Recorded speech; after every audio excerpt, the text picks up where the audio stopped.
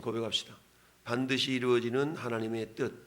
반드시 이루어지는 하나님의 뜻. 네, 반드시 이루어지는 하나님의 뜻. 우리 이제 군대 갔다 오신 분들은 병장 말년 얼마 안 남으면 그렇게 시간이 안 가가지고 이런 일 저런 일 그런 경험하신 분들이 많은데요.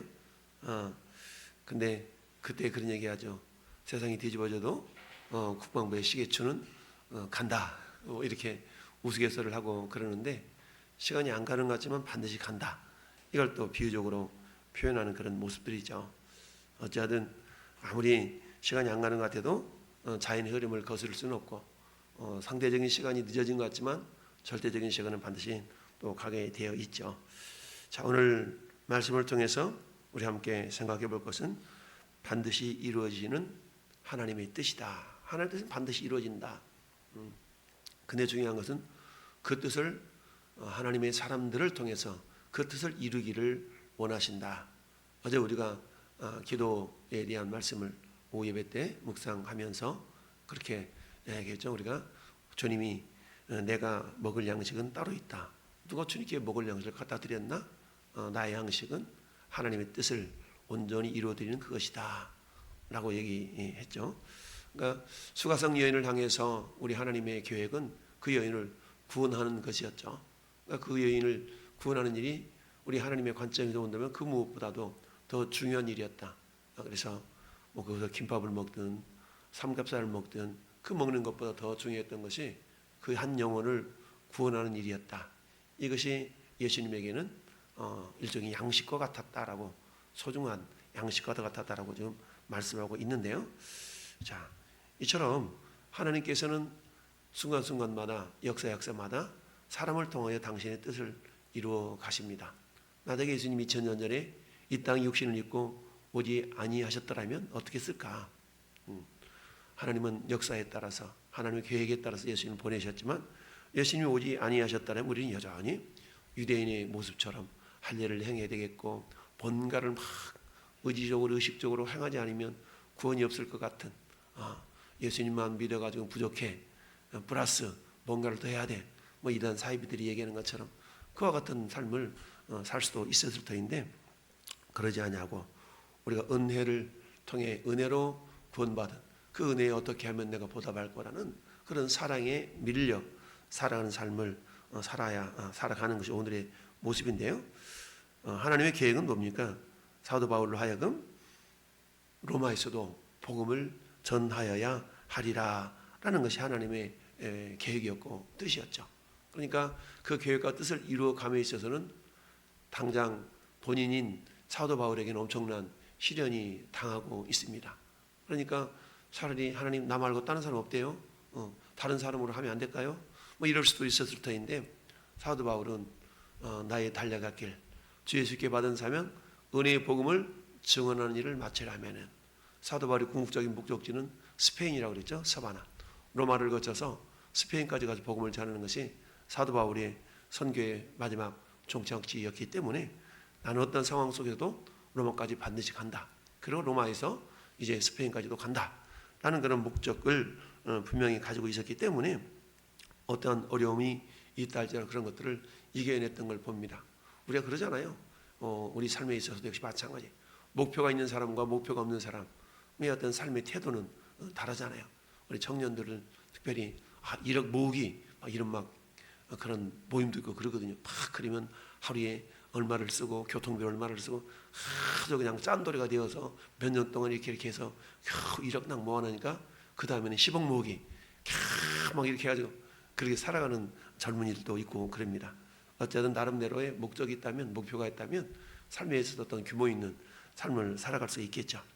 그런 것처럼 사도 바울도 그런 인생의 분명한 목적과 목표를 두고 있었기 때문에 어떤 시련 속에서도 그 목적을 이루기 위해서 넉넉히 이겨내고 있었다라는 거죠. 그래서 그 유명한 내게 능력 주시는 자 안에서 내가 모든 걸 할 수 있다 하는 그런 고백을 드릴 수가 있었던 것이죠. 자, 드디어 보병이 명을 받은 대로 밤에 바울을 데리고 안디바드리에 이르렀다. 여러분 이 보병은 몇 명이었어요? 앞에 23절 한번 볼까요? 23절 시작. 백부장 둘을 불러 이르되 밤 제3시에 가이사랴까지 갈 보병 200명과 기병 70명과 창병 200명을 준비하라. 전체가 몇 명이에요? 200명, 70명, 200명이면 470명. 여러분 470명을 동원해서 한 사람 바울을 안전하게 지금 벨릭스 총독까지 이송을 하는 겁니다. 근데 지금 벨릭스 총독은 어디요?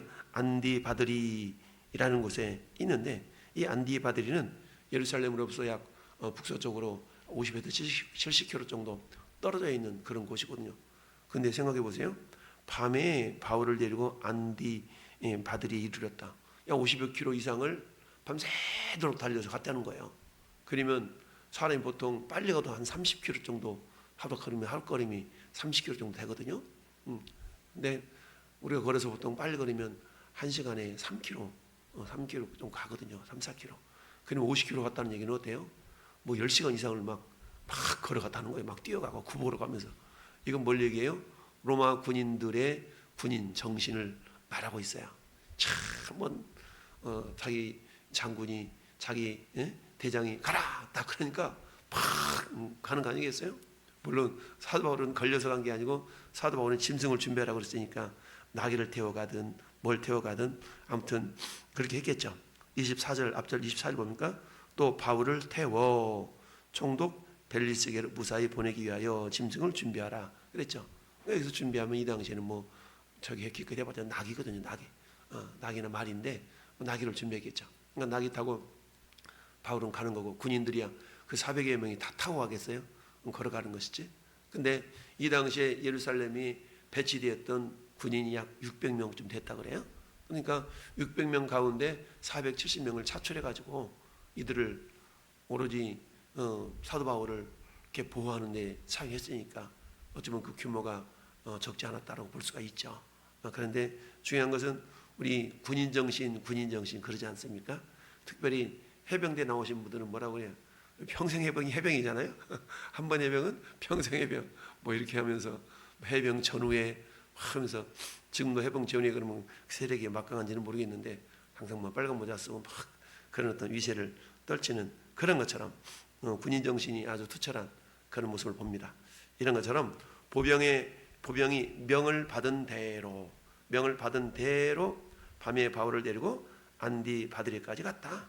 참 얼마나 멋집니까? 밤새도록 본인들이 주어진 명령, 그 사명을 감당하기 위해서 어때요? 쉬지 아니하고 계속 가서 마침내 그 사명을 이루어냈던 걸 보게 되는데요. 자, 이런 것처럼 마찬가지 전 여러분들도 우리가 주님의 군사하잖아요. 주님의 군사된 너를 주님의 군사됐어. 우리가 주님의 군사들입니다. 그러면 주님의 군사된 자들의 삶의 특징이 어때야 될까요?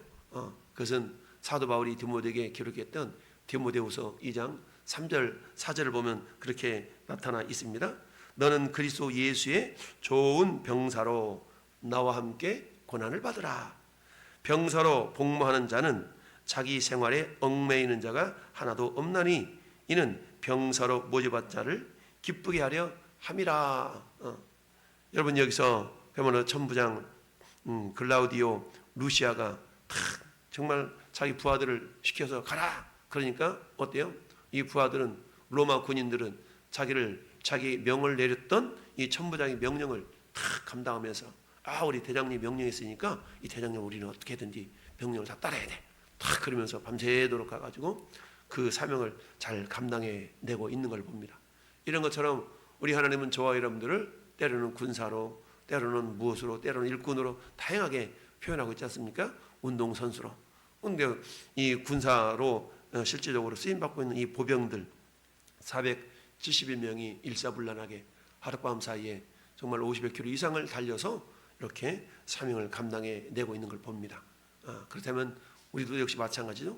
우리도 주님의 귀한 군사들로서 마귀들과 싸울지라.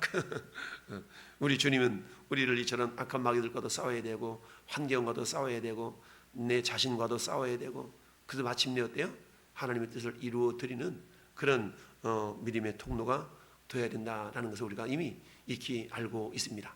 오늘 로마 군인들이 자신들에게 맡겨진 사명을 잘 감당해냈듯이 우리 주님 우리에게 부여해 주신 그 사명을 우리들도 어때요? 잘 감당해낼 수 있는 충성된 자들이 될 수 있기를 바랍니다. 사람이 마땅히 너희를 그리스도 일꾼이요 하나님의 비밀을 맡은 자들로 여길지어다. 그 비밀이 뭡니까? 예수 천국 불신 지옥 아니겠어요? 에게 뭐 예수 천국 불신 지옥이 무슨 비밀이야? 비밀이죠. 믿지 않는 사람들을 향해서 예수 믿는 천국 갑니다. 니네나 믿어. 천국이 어디가 있고 지옥이 어디가 있어? 이러잖아요. 그들은 비밀을 모르는 거야. 비밀이라는 것은 까발려 봐야만이 알지 않습니까? 그러니까 몰라. 근데 까발려질 때는 이미 늦은 거죠. 까발려진다는 얘기는 그들이 죽음 앞에 섰을 때 이미 그들은 천국이든 지옥이든 이미 결정이 되어 있기 때문에 까발려질 때는 이미 늦다. 그러니까 어때요? 우리가 전하는 복음을 듣고 그들이 믿으면 그들이 복받은 자들이지만 복음을 거절하면 아직 여전히 그들은 저주 가운데 있는 자들이라 할 수밖에 없죠.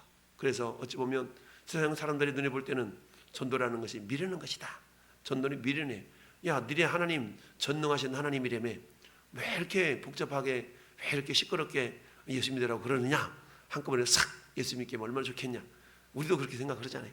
아니 전능하신 하나님이 예수 믿을 사람 너 빨리 왕성교회로 가. 이러면 얼마나 좋겠어요. 근데 하나님의 방법은 그 방법이 아니다라는 얘기죠.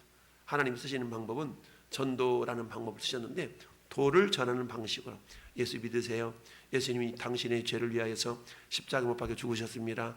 그분은 죽으셨다가 다시 살아나셨습니다. 지금 하나님 보좌 우편에 계시는데요. 반드시 언젠가는 당신을 심판하러 들어옵니다.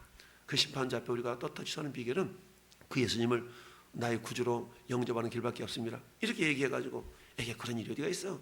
죽으면 그만이지. 이렇게 생각하는 사람들이 많잖아요. 그런 거나 저거나. 그럼에도 불구하고 꾸준하게 듣든지 아니 듣든지 우리 하나님 마치 에스겔 선지자를 선택해가지고 에스겔서 2장 3장에 보면 그렇잖아요. 야 너는 내 백성이 가가지고 그들이 말을 듣든지 아니 듣든지 내 말로 고할지어다. 할렐루야. 네 말 하지 말고 내 말만 얘기해. 내 말만. 이거잖아요. 하나님의 말씀은 살아있고 활력이 있다고 그랬어요. 말씀은 살아있기 때문에 드디어 들을 자들은 듣게 되어 있습니다. 할렐루야. 그러니까 듣든지 아니 듣든지 전하다 보면 그 가운데 귀가 열려서 들을 사람이 있다라는 얘기죠. 이게 하나님의 또 보면 인간 눈에 볼 때는 미련한 것이지만 이게 하나님의 지혜다라고 성경은 말씀하고 있습니다. 하나님의 사도 바울이라는 한 사람을 그말 로마까지 보내서 그곳에서도 나를 증거하여야 하리라 라고 주님이 계획은 이미 서 있어요. 이 계획은요 어떤 일이 있다 할지라도 흐트러지지 않아요. 하나님의 계획은 하나님의 뜻은 반드시 성취되게 되어 있다라는 얘기입니다. 근데 그 뜻을 누구를 통하여 그 일이 이루어질까? 그 일을 이루는 그 통로로 쓰임받는 사람에게는 하나님의 엄청난 은혜와 영광이 주어진다는 사실이죠. 오늘날도 그래서 우리가 주님이 가르친 기도를 할 때 뜻이 하늘에서 이루어진 것 같이 땅에서도 이루어지기를 원합니다. 누구를 통하여? 나를 통하여. 무엇을 통하여? 우리 교회를 통하여. 우리 가정을 통하여 그 뜻이 이루어지기를 원합니다. 라고 우리가 매일같이 순간마다 기도하는 거 아니겠습니까? 하나님은 이 거룩한 사역을 이루어 가심에 있어서 사도 바울이라는 한 사람을 사용하셨지만 그러나 한 사람만 사용하신 것이 아니라 글라우디오 루시아라는 그런 천부장을 통해서 470명이라는 로마 군대를 동원해 가지고 이 사도 바울이 안전하게 1차적으로 벨리스 총독 앞에 설 수 있도록 한 거 아니겠습니까? 여러분 이 벨리스 총독은요 노예 출신인데 마누라 잘 만나가지고 승승가도를 달렸던 이런 사람이 벨리스 총독입니다. 근데 이 벨리스 총독이 결국 그 이스라엘 지역에 있었던 밀란 이런 어떤 투쟁 유대인하고 헬레인하고 막 다투는 일이 있었거든요. 그 일을 잘못 처리하는 바람에 소환돼가지고 베스도가 벨리스 다음으로 나오게 되는데요. 어쨌든 이런 어떤 벨리스 총독 앞에 지금 사도 바울이 서게 됩니다. 그래서 첫 번째 우리가 생각해 보는 것은 이 보병이 자기들이 맡겨진 사명을 최선을 다해서 밤새도록 가서 이렇게 이루어냈던 것처럼 저는 여러분들도 우리 주님의 군사로서 주님의 병사로서 우리를 부르신 자 우리를 모집한 자이신 주님을 기쁘시게 하는 그 일에 최선을 다하는 하나님의 군사가 되기를 바랍니다. 두 번째는 자 우리 34절을 볼까요? 총독 앞에 서 있던 이 바울에게 물어보는 겁니다. 뭐라고 물어요? 바울더러 너는 어느 영지 사람이냐 물어봤더니 길리기아 사람인 줄 알고 그랬죠. 이르되 너를 고발하는 사람들이 오거든 네게 말을 들으리라 하고 헤롯 공의 글을 지키라 명하니라. 여러분 사도 바울의 고향이 길리기아 지방의 다소거든요. 길리기아 지방에 있는 다소가 사도 바울의 고향이에요. 그러면 지금 이 길리기아 지역은 지금으로 말하면 터키 그 남동부 지역을 말해요. 터키의 남동부 지역이 길리기아거든요. 거기가 사도 바울의 고향이었어요. 그러니까 지금은 지역은 지금으로 말하면 이스라엘 지역이잖아요. 우리 지금으로 말하면 이스라엘 지역이고, 그리고 길리기아 다도는 지금 터키 지역이고, 그러니까 그 관할을 지금 누가 하고 있냐면 이 벨리스 총독이 길리기아 지역하고 요 북쪽 안드리비아 안디 바드리 요 지역을 관할하고 있었던 거예요.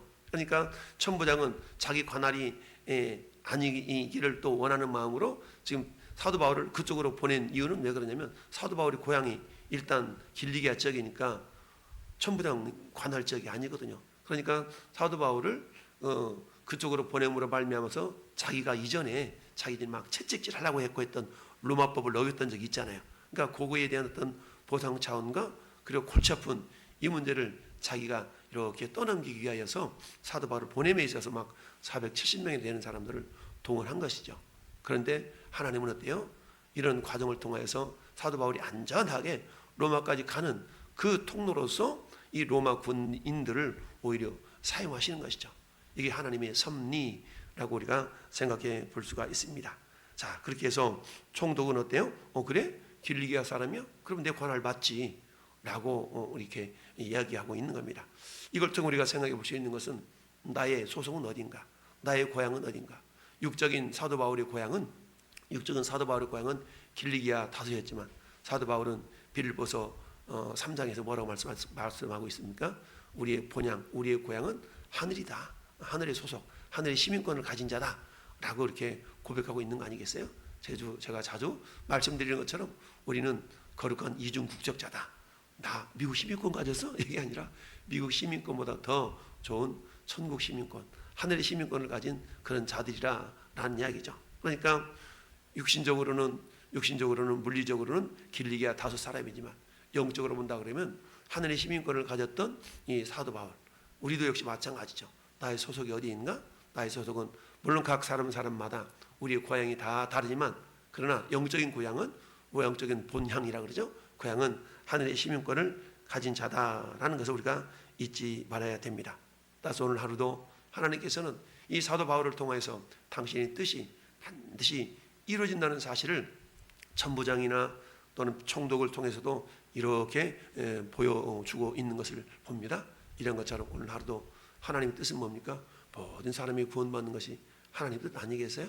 모든 사람을 구원함에 있어서 여전히 이럴 때는 이런 사람을 통해서 저럴 때는 저런 사람들을 통해서 복음이 전파되기를 원하시고 오늘 한 날도 하나님 내가 바로 사도 바울이 쓰임받았던 것처럼 그렇게 하나님의 나라를 확장시켜나가는데 귀하게 쓰임받는 그런 사람들이 되기를 원합니다.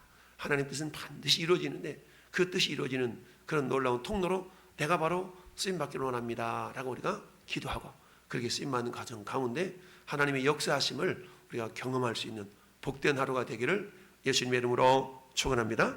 아멘.